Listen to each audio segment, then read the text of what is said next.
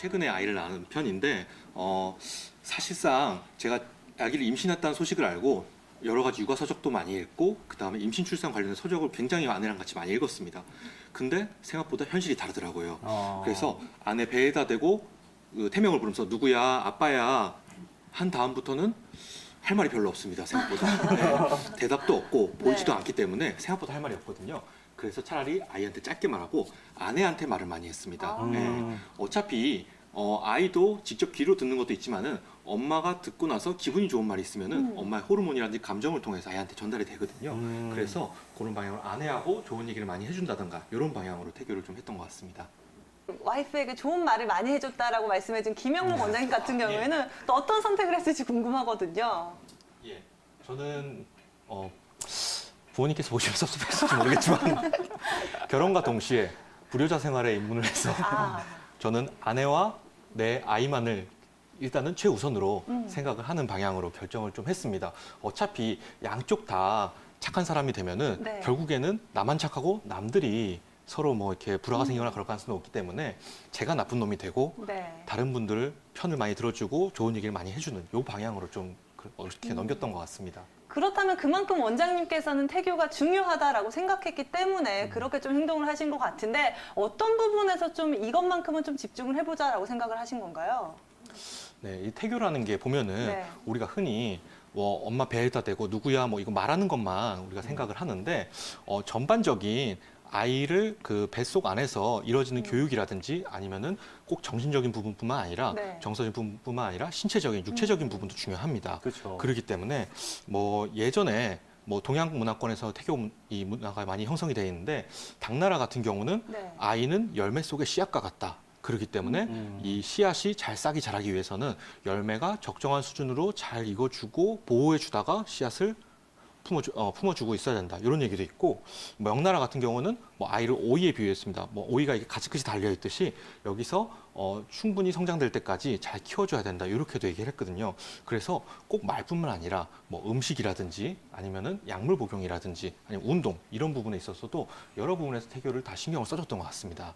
저 같은 경우는 그 당시 제가 일이 좀 바쁜 시기여가지고 피치 못하게 저는 정말 원했지만은 아내 친구들이 같이 휴가를 내줘서 아내 친구들하고 아내랑 이렇게 친구들끼리만 태교 여행을 갔다 왔습니다. 네. 네, 만상 여행을 갔다 와서 제가 눈물을 흘리면서 공항에서 달러를 많이 이렇게 찾아서 주면서 아, 먹고 싶은 것도 많이 먹고 네. 사와라 많이 좋은 거 그렇게 하고 보냈는데 그 방법이 나름 나쁘지 않았던 것 같아요. 부부가 여행 가는 게 생각보다 이 결혼하고서 같이 산 게 얼마 안 되기 때문에 생각보다 이렇게 조금 뭐 다툼이 있거나 그럴 수 있는데 오히려 오랜 친구들끼리 가니까 좋았다 그러더라고요. 친구들도 그렇고. 예. 그 중국의 고서적들을 통해서 네. 이런 태교와 관련된 이야기를 해주셨는데 우리나라 의학 서적에도 태교와 관련된 내용들이 있나요? 어떤가요? 예, 물론 있습니다. 의학서적 얘기를 하기 전에 얼마나 우리나라 태교에 대한 관심이 높았는지 간단하게 예를 들어보자면은 의학서적이 아니라 심청전에도 태교에 대한 내용이 있습니다. 아. 심지어 심청전에서 심청이 엄마인 곽씨 부인이 네. 임신을 한 도중에 이 기울어진 것도 안 밟고 그 다음에 음식이 변한 거는 먹지도 않고 뭐 옷도 정결하게 입고 했다는 내용들이 나옵니다. 그러면서 심청이 이렇게 효녀로 태어났다. 이 내용이 나오거든요. 실제로 의학서적인 동의보감만 봐도 뭐 사회에서 스승에게 10년 배우는 것보다 어미가 10달 교육하는 것이 더 중요하다. 그리고 어미가 10달 아이를 품고 있는 것보다 아비가 하루 동안 아이를 잘 교육하는 것이 중요하다. 이런 내용도 있고 아버지 측면의 태교까지도 다뤄놨습니다. 심지어. 그래서 아버지 같은 경우는 정신적으로 풍족하고 그리고 욕심이 없고 그리고 마음을 맑은 상태에서 아이를 태교를 해줘야지 엄마와 아이한테 좋다. 이런 내용까지도 포함되어 있는 것을 보입니다. 저희 집 같은 경우는 이 입덧이 예를 들어서 예전 어르신들 같은 경우는 무슨 매운 음식이 땡기거나 신 음식이 땡기면 아들이다. 또 무슨 음식이 땡기면 딸이다. 맞아요. 이런 얘기가 있었잖아요. 네. 예.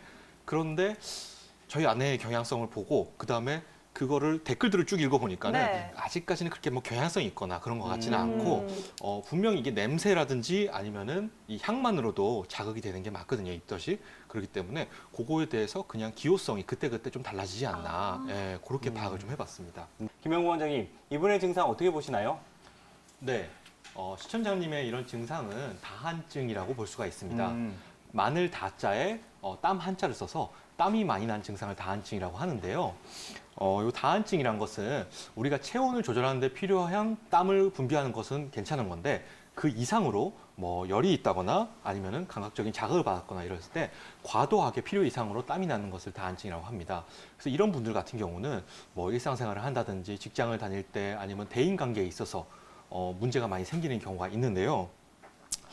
다한증은 뭐 땀이 나는 부위에 따라서 뭐 국소 다한증, 예를 들어서 손, 발, 뭐 겨드랑이, 얼굴, 이마 이렇게 국소된 부위에 나면은 국소 다한증이라고 그러고 그 다음에 전신적으로 땀이 나는 경우에는 전신 다한증이라고 합니다. 그래서 이 전신 다한증 같은 경우 보통 몸에 어떤 뭐 소모성 질환이 있다거나 아니면은 뭐 호르몬계에 문제가 있다거나 이런 문제가 있기 때문에 별로 치료의 대상으로 별로 인식을 안 하시는 것 같고 주로 이제 국소 부위에 여기만 땀이 많이 나요. 이런 분들이 병원을 많이 찾으십니다.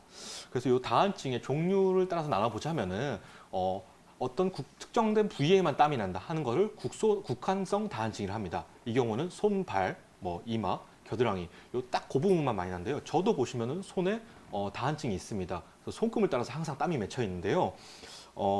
요거 같은 경우는 주 원인은 이제 정서적인 부분이 많은 편입니다. 그리고 부위에 따라서 또 나눠보자면 전신성 다한증, 아까 말씀을 드렸지만은 전신적인 질환이 있거나 이랬을 때 몸 전체적으로 남들보다 땀이 좀 증가한 상태 이렇게 볼 수가 있습니다. 그 외에도 뭐 원인에 따라 보자면은 정서적 다한증이라 그래서 뭐 긴장을 한다거나 면접을 앞두고 예를 들어서 시험 기간 때 이럴 때 아니면 불안한 상황이 있을 때 사람을 앞에 만나고 있을 때 이럴 때 증가하는 땀을 정서적 다한증이라고 볼 수가 있고 그 외에 매운 음식이나 조미료 이런 것들을 먹었을 때 나타나는 것을 미각 다한증 그 다음에 특정 냄새에 대해서 반응하는 땀이 많이 나는 것을 후각 다한증 이렇게 나눠볼 수가 있습니다.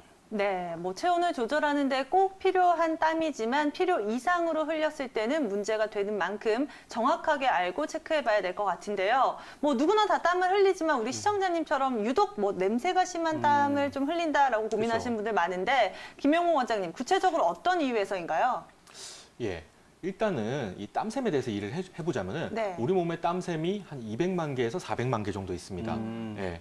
그거를 이제 두 가지로 나눠서 에크린 땀샘과 아포크린 땀샘 이렇게 나눠볼 수가 있는데요. 이 에크린 땀샘이 다한증, 그러니까 땀이 많은 것에 연관되는 땀샘입니다. 이거는 뭐 부위에 따라서는 예를 들어서 한 300만 개 정도가 인체에 존재를 하는데 예를 들어서 뭐 손바닥이나 발바닥 이런 부위에 많이 존재를 하고 보통은 분당 한 0.5에서 1mm 정도 땀이 분비돼야 맞는데 예를 들어서 용광로 앞에서 일을 하시는 분들 아니면은 땡볕의 사막에서 일을 하시는 분들 이런 분들 같은 경우는 하루에 최대 한 10리터까지도 땀의 양이 증가할 수가 있고요. 그 다음에 지금 땀 냄새가 중요한데 냄새에 관여하는 것은 주로 아포크린 땀샘입니다. 요 아포크린 땀샘 같은 경우는 주로 겨드랑이나 아니면 사타구니 이런 부위에 많이 분포를 하는데 이게 끈적끈적하고 그 다음에 냄새가 나고 이런 땀들을 분비하기 때문에 이 아포크린 내가 만약에 땀 냄새가 많이 난다 하면은 요 아포크린 땀샘이 많이 발달돼 있구나 이렇게 생각하시면 좋을 것 같고요. 그 다음에 최근에 들어서야 요 두 개가 합쳐지는 역할을 하는 에아포크린 땀샘이라는 성인 겨드랑이 부위에 많은 땀샘이 있다 이런 연구 결과도 있고요. 한방적으로 냄새가 왜 나냐 요거를 따져보면은 한방적으로는 주로 몸에 열이 많은 상태 즉 양증인 상태일 때 땀에서 냄새가 더 난다 이렇게 판단을 합니다. 예를 들자면 쉽게 뭐 음주를 많이 매일매일 술 드시는 분들 그 다음에 뭐 얼굴이 시뻘겋고 아니면 시커멓고 뭐 살집도 두둑하고 이런 분들 같은 경우는 땀 냄새가 더 많이 날 가능성이 있습니다. 따라서 이런 분들 같은 경우는 기존에 본인이 생활 관리를 통해서 미리 생활 습관을 개선시키고 나서 땀을 좀 어느 정도 줄어들고 나면은 그때도 땀이 많다, 냄새가 많다면은 그것들을 조절해주는 처방을 쓰게 되면은 잘 조절이 되는 편입니다.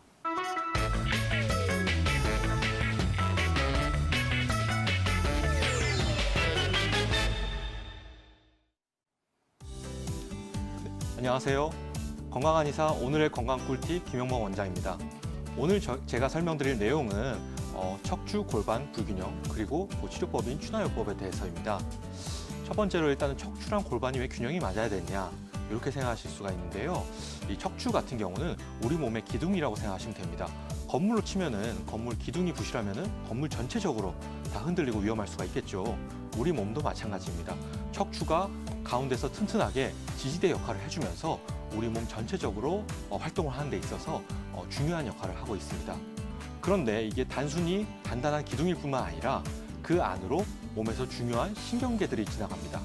우리가 손에 뭐가 닿았다, 아니면 차갑다, 아니면 여기가 아프다 이런 것을 느끼는 것은 실제로 손 자체에 어떤 느낄 수 있는 부분들이 이 감각신경을 타고 쭉 올라가서 척추를 통해서 뇌로 전달됩니다. 그렇기 때문에 척추에 문제가 있다? 그렇다면은 중앙에서 신경 자체가 교란을 일으키거나 문제를 일으켜서 특정 문제가 더 크게 발생되거나 이렇게 느껴질 수가 있습니다. 그리고 온몸의 통증들, 요즘에 최근에 가장 문제되는 것들이 고령화 사회로 진입하면서 통증 질환들이 문제가 많이 되는데 온몸의 통증들은 결국에는 척추를 지나쳐서 뇌로 전달되기 때문에 이런 부분에 있어서도 굉장히 척추가 중요한 역할을 하고 있습니다. 그래서 척추를 그럼 모든 사람들이 다 똑같이 생겼냐? 그것도 아닙니다. 불균형이라는 얘기가 나오려면은 기준이 있어야겠죠.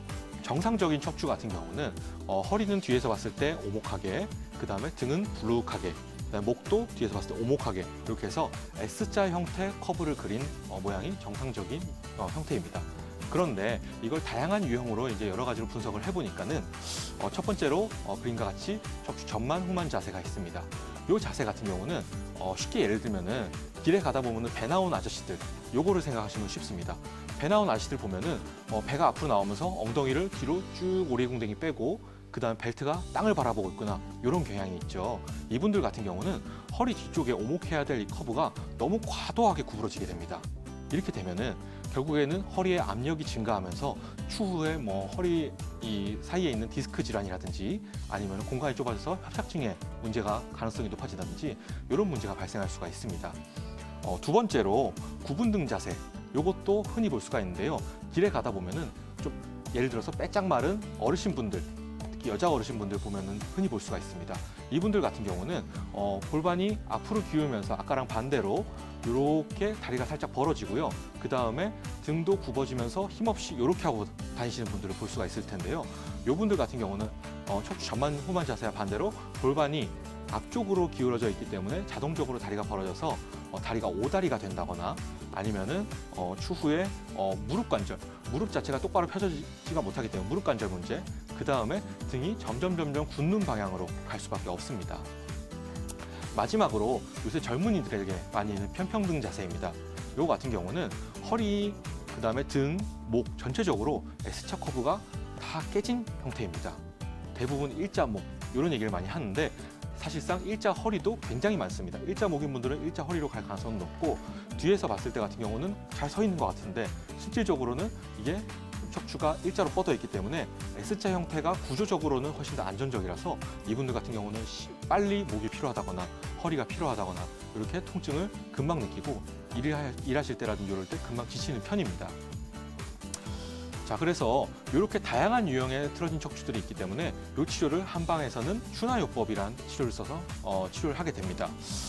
추나요법도 꼭 예전 같은 경우는 꼭 어디 관절을 갖다가 뚜둑 소리 내면서 맞춰야 된다 이렇게만 생각을 했는데 그 외에도 다양한 기법들이 합쳐지고 연구가 진행되면서 관절 교정 기법, 관절을 갖다가 맞춰놓는 기법, 그 다음에 관절을 갖다가 움직임이 적은 분들, 예를 들어서 오십견인 분들 팔이 잘 안 올라가고 이러기 때문에 이분들은 관절을 늘려주는 관절 가동 기법, 그 다음에 특정 부위가 수축이 되거나 확 굳어져 있는 분들 같은 경우는 관절을 갖다 늘려주는 관절 신형 기법, 그 외에도 단순하게 한 근육, 예를 들어서 허리에 기립근이 안 좋다 이런 분들 같은 경우는 허리 그 단순 근육만을 치료해주는 근막 충혈 기법, 이런 다양한 기법들을 다 모아서 사용하게 됩니다. 그래서 환자가 꼭 허리가 아프면 허리만 해야겠네 이것이 아니라 아까 그 자세 분석을 한다든가 아니면 이 사람의 척추 유형이 어떤지 아니면 체격은 어떤지 아니면 몸 건강 상태는 어떤지 이런 것들을 분석해서 환자한테 꼭 필요한 해당 부위에 정확한 치료를 해주는 것이 바로 추나기법의 매력입니다. 추나요법을 하게 되면은 꼭 어디가 아파서 해야 되냐 이렇게 생각하실 수가 있는데 그렇지가 않고 흔히 단순한 치료에도 아니면 휴식에도 안 풀리는 만성적인 허리 통증, 목 통증, 등 통증 이런 거에도 제일 대표적으로 쓰이고 그 외에도 허리 디스크라든지 아니면 협착증 이런 신경계 질환에도 추나요법이 상당한 효과를 발휘합니다. 신경계 자체도 원래는 사실은 압박되거나 문제가 생기기가 쉽지가 않은데 비정상적인 척추의 배열이라든지 이런 상황 때문에 만들어진 거기 때문에 그걸 편하게 해주는 방향으로 추나요법을 쓰기도 하고요. 그 외에도 몸의 통증 질환뿐 아니라 학생들 같은 경우는 목이나 머리 이어진 부분에서 문제가 생기면은 이 집중력이 저하된다거나 합승 능력이 떨어지는 이런 결과가 발생할 수가 있습니다. 그래서 학생들의 성장 장애 또는 학습 장애 이런 데도 있을 수가 있고요. 그 외에도 나중에 올 질병을 예방하는 차원에서 체형 교정에 있어서 뭐 오다리가 심하다, 아니면 다리가 안쪽으로 모이는 X다리, 어떤 분들은 일자목이 이렇게 돼 있고 어떤 분들은 등이 이렇게 굽어 있다, 이런 부분들을 미리 교정하는 효과도 있습니다. 그런데 이렇게 좋은 친화 치료를 모두가 다 받을 수 있지만은 아쉽게도 조심해야 되는 분들이 있습니다. 예를 들어서 척추에 종양이 있다, 아니면 지금 금이 가 있거나 부러진 상태다, 골절인 분들이죠. 그 외에도 뭐 척추가 선천적으로 기형이 있다, 이런 분들 같은 경우는 해당 부위에 대해서 상세하게 진찰을 받아본 다음에 친화 치료를 받아야 되고요. 그 외에도 뇌졸중이나 뇌경색 같이 뇌혈관 질환이 있는 분들은 친화 치료 과정 중에서 목을 늘리거나 아니면 돌리는 과정에서 이 혈관이 심하게 부담을 느낄 수가 있기 때문에 이런 분들도 조심을 해야 합니다. 그리고 연세가 많은 고령자분들, 그다음에 장기간의 스테로이드 치료라든지 아니면은 심한 골다공증이 있어서 뼈 자체가 약하신 분들도 그 상황을 충분히 설명하시고 본인에 맞는 추나요법을 받으실 필요가 있습니다. 추나 치료의 장점을 마지막으로 설명드리면은 약이나 주사에 공포심이 있는 분들 생각보다 많습니다. 이런 분들 특별히 아프지 않고도 치료를 받을 수가 있고, 통증 질환뿐만 아니라 성장, 두통, 소화불량 다양한 범위에 쓸 뿐만 아니라 빠르면은 내년 정도에 잘하면은 건강보험에 진입될 가능성이 있습니다. 그런 만큼 가까운 한의원에서 추나 치료를 많이 사랑해 주시면 감사하겠습니다. 이상 오늘의 건강 꿀팁 건강한 의사 김영목 원장이었습니다. 감사합니다.